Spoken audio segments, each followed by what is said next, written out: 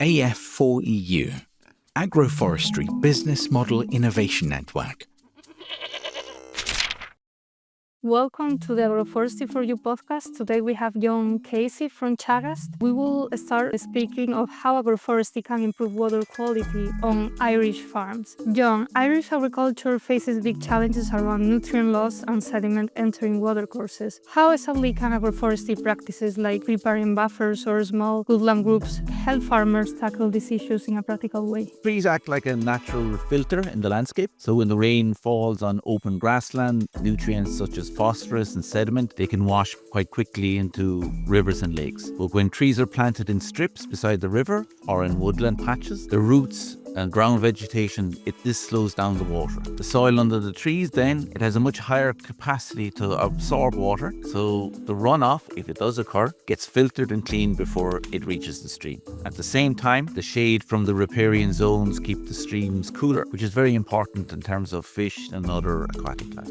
Thank you. You mentioned the Afforestation grant and premium scheme, as well as tools like pollution impact potential maps. How can these support help farmers decide where and how to integrate trees into their land? Well, what I would say first is that farmers aren't doing this alone. There are supports available, such as the Afforestation, the Agroforestry scheme, and this provides financial support for planting and maintaining the trees. There is also the native tree area, and there is also the acres, which is the agri-climate rural environmental scheme. So these supports are there. It covers the cost of establishment, there are annual payments, and this makes planting trees more attractive to farmers. On top of that, you have the pollution impact potential, or PIP maps. And these are developed by the Environmental Protection Agency. It's a very practical tool. So they highlight the area of a farm where soils are more likely to leak nutrients into water. By using this map, the farmer then can target planting exactly where it has the most benefit. Generally, starting point would be maybe to talk to your Chagas advisor or your other agriculture advisor, look at these risk maps, and then plan the tree layouts that will fit into the farming system.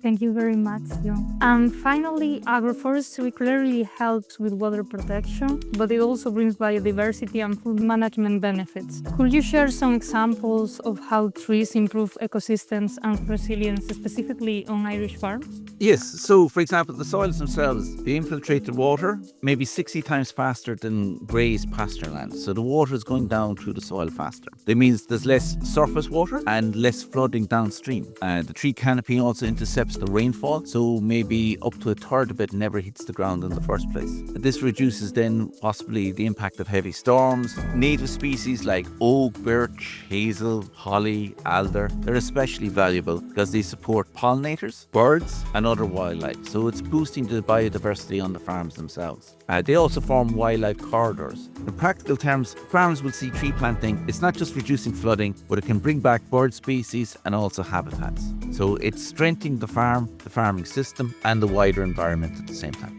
Thank you, Jan, for your insights and your participation in the Agroforestry for You podcast.